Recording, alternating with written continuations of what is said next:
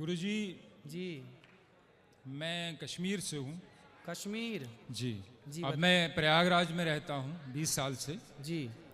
सबसे पहले आपका और अधीक्षक महोदय का बहुत बहुत धन्यवाद, जिन्होंने हम लोगों को इंसान समझा। बाहर की दुनिया से जब भी कोई जेल में आता तो बाहर की दुनिया से, बाहर के समाज से कट जाता है, जी। हीन भावना से देखा जाता है। जी। मगर अधीक्षक महोदय ने आपको यहाँ लाके हम लोगों को आज एहसास कराया कि हम लोग भी इसी समाज का एक हिस्सा है। बिल्कुल। इसके लिए बहुत बहुत धन्यवाद। आपसे जानना चाहता था मैं, जी। अधर्मी और धार्मिक, इनमें दोनों में फर्क क्या है? धार्मिक किसको कहते हैं और अधर्मी किसको कहते हैं? धार्मिक और अधार्मिक, जी धर्मी और अधर्मी जी किसे कहते हैं? जी जो दूध पीता हो वो तो धार्मिक है, जी जो शराब पीता हो वो अधार्मिक है, जी जो गाय को माता मानता है जी वो धार्मिक है, जी जो गाय की हत्या करता है वो अधार्मिक है। जी जो जीव मात्र में दया रखता हो, सबके प्रति दया, जी जो चींटी से लेकर हाथी तक पर दया करता हो, सब पर दया का भाव जिसका है वो धार्मिक है। और जो क्रूर है, जो सबको मारना चाहता है, काटना चाहता, वो अधार्मिक है। जी। अब जानना ये चाहता हूँ जी। कि बताया जाता है, आप ही कहते हैं कि किसी की हत्या या किसी के बुरा नहीं सोचना चाहिए। जी। इसका मतलब है कि अक्सर हमने देखा है भजनों में या आखिर में पूजा में होता है कि अधर्म का नाश हो। हाँ। तो अधर्म में कौन लोग आते हैं? अधर्म में वही सब लोग आते हैं जो गलत काम करते हैं। मतलब पूरी दुनिया में। जी। तो उनका नाश करना, ये कहना ये उचित है? क्या नाम है आपका? हयात मोहम्मद शौकत। हयात मोहम्मद शौकत जी। हम हिंदुओं के यहाँ भैया जयकारा लगती है अधर्म का नाश हो, जी। अधर्मी का नाश ना हो। अधर्मी नहीं, अधर्म का नाश हो। जो व्यक्ति के अंदर अधर्म है, जैसे आप शराब पी रहे हैं, जी, जी। तो आपका नाश ना हो, आपके अंदर जो शराब पीने की गलत आदत है उस अधर्म का नाश हो, व्यक्ति का नाश नहीं। समझो आप, जी। व्यक्ति का नाश नहीं बोला गया। जी जी व्यक्ति का नाश हो ऐसा नहीं, अधर्म का। अधर्म मतलब अधर्म करने वाले, जैसे अधर्म गलत सोच, गलत विचार। जैसे दूध पीना धर्म है, शराब पीना अधर्म है। तो शराब मत पी भैया, पी रहा है तो छोड़ दे और दूध पर आ जा। तो अधर्म का नाश हो का मतलब है व्यक्ति का नाश नहीं, व्यक्ति के भीतर की बुराई। इसलिए तो सनातन संस्कृति श्रेष्ठ है मेरे भाई, कि हम हिंदू, हम सनातनी व्यक्ति का नाश नहीं चाहते, उसके अंदर की बुराई का नाश चाहते हैं। थोड़ा सा और समझ चाहूँगा मैं। जी। अगर आपकी नज़र में इसका अर्थ मैं इतना समझा हूँ, बड़े ही मतलब रेस्पेक्टली आपसे कह रहा हूँ मैं, जी। कि सनातन धर्म बहुत अच्छा है। जी। इसका अर्थ यही समझ पाया हूँ मैं। जी। जी। कि इसमें किसी की हत्या नहीं चाहते। बिल्कुल बिल्कुल। फिर हमारा देश ऐसा क्यों नहीं करता? हथियारों पे करोड़ों नहीं अरबों रुपया खर्च किया जाता हथियार खरीदने के लिए। ठीक है। किस लिए खरीदा जाता है हथियार जी गुरुजी? जी। कि हम दुश्मन से अपनी सुरक्षा करें। बिल्कुल बिल्कुल। फिर ऐसा क्यों नहीं करते कि हम लोग सबको कहें, अगर मुझे कोई मारने आए, जैसे आप कहते हैं कि हत्या पाप है, अगर मुझे कोई मारने आए, कत्ल करने आए, क्या मैं उससे ये कहूं कि भैया मैं सनातनी हूं, तुम मुझे मार दो मगर मैं तुम्हारे ऊपर हाथ नहीं उठा सकता? ना, इसकी परिभाषा समझनी पड़ेगी। हमारे हाथ में यदि माला है तो समय आने पर भाला भी हो सकता है। यदि हमारे मन में, देखिए हमारे हृदय में दया है, हमारे हृदय में दया है, कायरता नहीं है। हम आपको देखेंगे कि आप दया के योग्य हैं तो आप पर दया करेंगे, और यदि देखेंगे कि आप दया के योग्य नहीं हैं तो घर में घुस के हनुमान जी लंका भी जलाते हैं। नहीं, मुझे अभी सवाल करना है बेटा। हम यहाँ जेल में जी। सब लोग जितना प्यार से, सद्भावना से जेल में रहा जाता, मुझे लगता आजकल बाहर की दुनिया में नहीं रहा जाता। बिल्कुल सही कह रहे हैं आप। मगर यहाँ 2-3 दिन से मैं देख रहा हूँ, जैसे आप भी थोड़ा सा ये कह रहे हैं कुर्बानी की बात उठी जी जी कि कुर्बान हत्या, बार बार यही बात आ रही है। जैसे मैंने आपसे कहा है कि अगर कोई भी, अगर हम अपने देशवासी सब लोग या के यहाँ के हमारे जो बड़े हैं, नेता हैं, प्रधानमंत्री हैं, वो अगर सब दूसरे देशों से फिर कहे कि भाई हमें हथियार नहीं खरीदनी, हम सनातनी, हम किसी को नहीं मारेंगे, तुम भी हमसे दुश्मनी ना रखो। मारेंगे की बात नहीं है जी। हमारे भगवान श्री कृष्ण ने अर्जुन हथियार डाल दिए थे, जी मैं महाभारत नहीं लड़ूंगा। जी आपने महाभारत के बारे में कुछ सुना है? अर्जुन के बारे में कुछ सुना है? हल्का हल्का थोड़ा सा। अर्जुन नाम के एक हमारे यहाँ भक्त हुए हैं, उन्होंने महाभारत का युद्ध हुआ तो उन्होंने हथियार डाल दिए कि जी मैं युद्ध नहीं करूंगा, क्योंकि सामने मेरे गुरु हैं, मेरे पितामह हैं, मेरे अपने भाई हैं, मैं उन पर कैसे धनुष चलाऊंगा, बाण चलाऊंगा। तब भगवान ने कहा तू क्षत्रिय है, कर्मण्येवाधिकारस्ते मा फलेषु कदाचन, तू कर्म कर, तू क्षत्रिय है, क्षत्रिय का धर्म है युद्ध करना। हम बेवजह किसी को नहीं मारते भैया, हम बेवजह किसी चींटी को भी, हमारे यहाँ दाना डालने की परंपरा है, कुत्ते को रोटी देने की परंपरा है, गाय को रोटी देने की परंपरा है, कबूतरों को, पक्षियों को दाना डालने की परंपरा है। वे वजह किसी को नहीं मारते, पर कोई छेड़ता है तो छोड़ते भी नहीं है। बेवजह मैं मानता हूँ कि नहीं मारा जाता, किसी भी धर्म में नहीं। हाँ, हमारे कुरान में भी लिखा है कि एक मानव की हत्या पूरे मानवता की हत्या है। बिल्कुल। सब धर्म, ये आप भी मानते होंगे कि कोई भी धर्म किसी को मारने की इजाजत नहीं देता। बिल्कुल, बिल्कुल। धर्म कोई भी बुरा नहीं।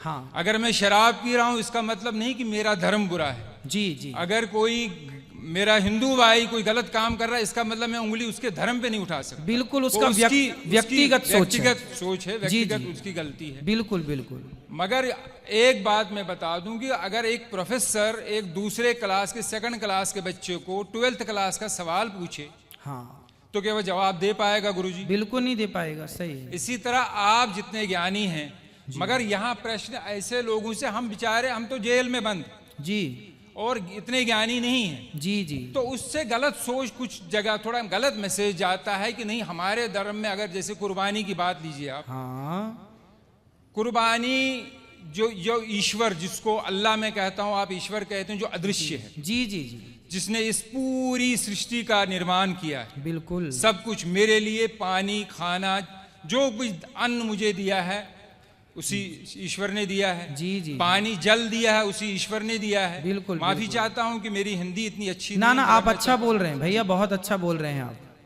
जो कुछ भी इस धरती पे है एक मनुष्य के लिए दिया है। जी जी।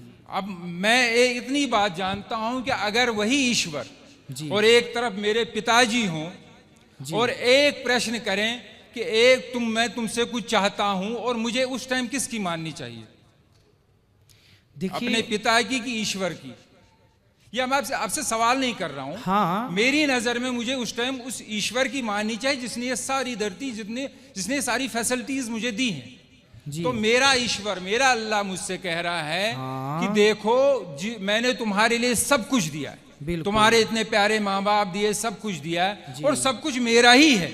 चाहे इस दुनिया में बकरी, जो भी जानवर भी हैं वो भी मेरे हैं। अब तुमसे मैं कुछ मांगता हूँ, अच्छा, तुम मेरे लिए कुछ दान कर सकते हो। जी।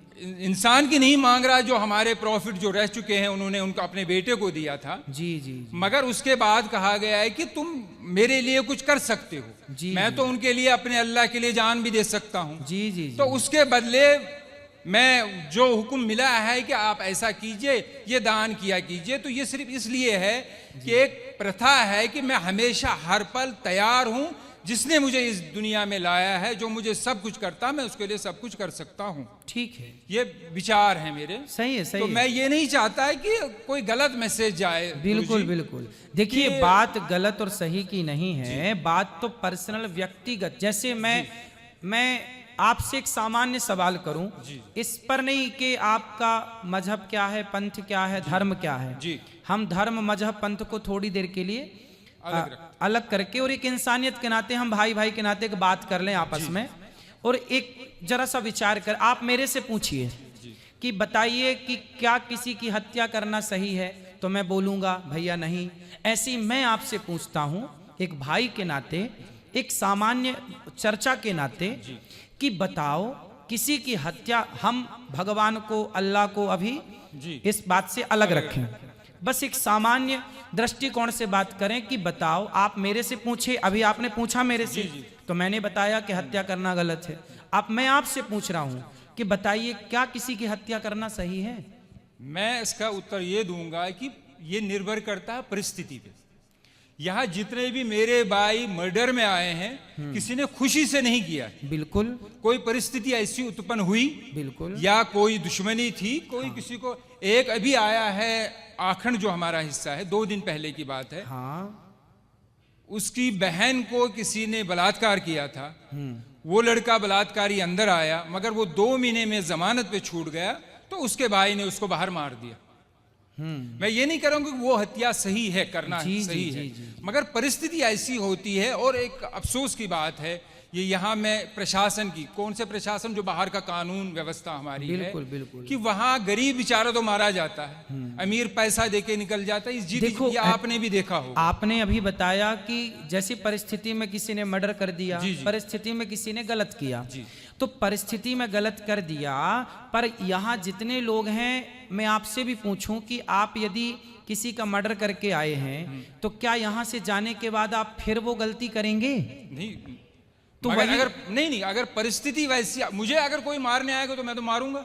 हाँ, लेकिन यूं ही आप तो किसी की चढ़ाई नहीं करेंगे ना। ऐसे तो पागल नहीं है ना कि हम किसी को भी, जैसे कहा बस गया वही कि तो है कि मजबूरी मैं थी। चींटी को भी पैर मतलब देख के, बिल्कुल, फिर बिल्कुल, करोड़ों की कंपनियां ऑल आउट क्यों बेचती है? वो मच्छरों को मारने के लिए दवाई क्यों देती है? कॉकरोच को मारने की दवा क्यों देती? जी, उस पर बैन लगा दे फिर सरकार, जी, क्योंकि वो तो दवाई बेचती है और करोड़ों रुपए कमाती है फिर कंपनी। तो किसानों को, अगर यही है सनातन धर्म में कि नहीं मारना चाहिए, हाँ। मैं अपने प्रधानमंत्री से अपील करता हूँ, गुजारिश करता हूँ कि ऐसी कंपनियों को बंद कर दो जो इन जीव जंतु के मारने की दवाई देती है। देखो, जितने की जरूरत है, अब जैसे हमारे यहाँ 5 जो छोटे छोटे पाप हैं, जैसे हम झाड़ू लगाते हैं तो बहुत सारे चींटियां मर जाती हैं। हम लोग बारिश गर्मियों में घड़ा में पानी भरते हैं तो ठंडक के कारण बहुत सारी चींटियां आती हैं, मर जाती हैं। हम लोग लकड़ी और कंडा समझते हैं, गाय का सूखा गोबर, जी जी, उसको ओपले बोलते हैं। क्या बोलते हैं आप? ओकले। ओपले। जैसे घर में चूल्हा, आजकल तो गैस का जमाना है, आज के 100 साल पहले लोगों की रोटियां घर के चूल्हे पे बनती थी। चूल्हे पर लकड़ी और कंडा, ओपला लगाया जाता था। उस ओपले में बहुत सारे जीव जंतु होते थे कि नहीं?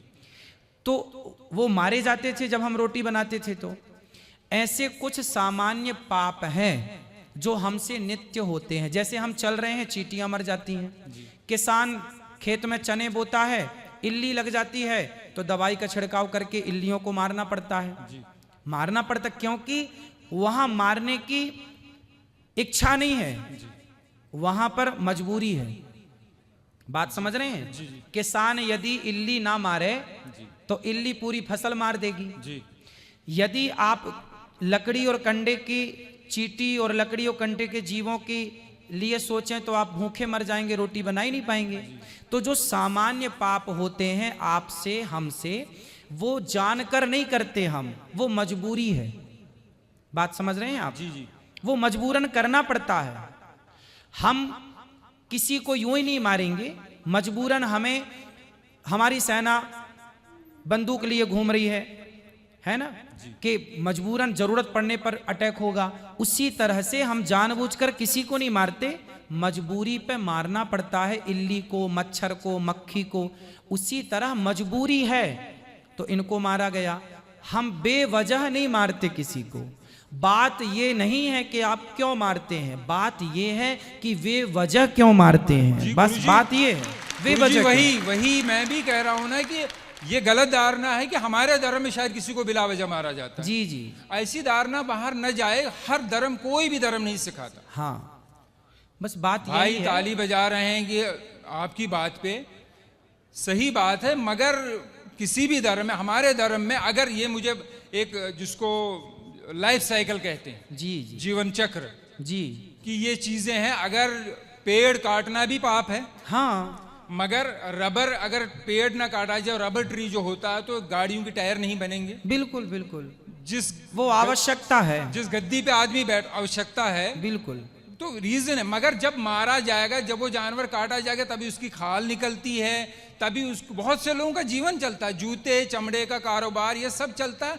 तो उसी ऊपर वाले ने दिया है, उसी ने अगर हमें परमिशन दी है कि आप इसको मार के कुर्बानी या खा सकते हैं, तो इसमें मेरी नजर में कोई गलत बात नहीं। ठीक है, आप यदि रीजन दे रहे हैं तो ठीक नहीं, है। रीजन मैं आपकी बात को काट नहीं रहा हूँ, साइंटिफिकली एक प्रूफ है। हाँ। गुरुजी आखिरी बात कर रहा हूँ जी जी जी। कि जो शाकाहारी जानवर होता है उसके जो टीथ होते हैं, दांत होते हैं, वो सपाट होते हैं जी। और जो मांसाहारी होता है, चाहे वो कुत्ता हो चाहे वो शेर हो, जो मांस खाता है जी जी। उसके 4 दांत नोकीले होते हैं जी। मगर ऊपर वाले ने मनुष्य को भी 4 नोकीले दांत दिए हैं।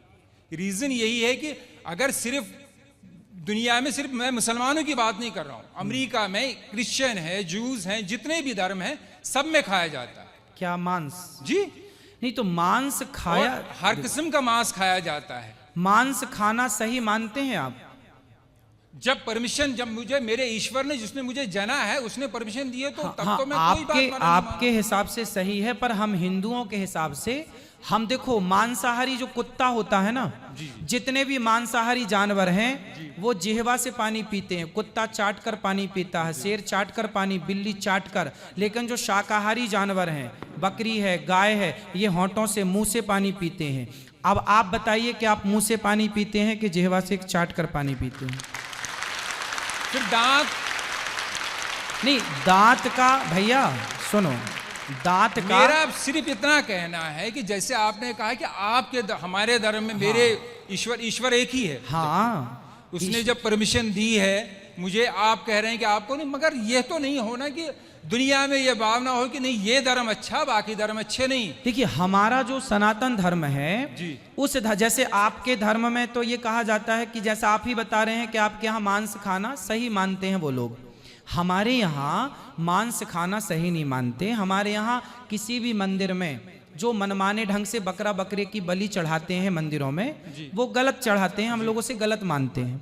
हमारे यहाँ मंदिरों में 56 भोग लगता है भगवान को, बढ़िया दाल चावल खीर पूड़ी सब्जी बादाम काजू पिस्ता, इनका भोग लगता है। जब हमारे यहाँ ये कहा जाता है कि जब खाने को 56 भोग हैं तो क्यों अपने स्वाद के लिए किसी की हत्या की जाए, इसलिए हिंदू लोग मांस नहीं खाते। ये अपनी अपनी विचारधारा है, आप खाते हैं तो उसमें आपकी अपनी विचारधारा है, हम लोग नहीं खाते उसमें हमारी अपनी विचारधारा है।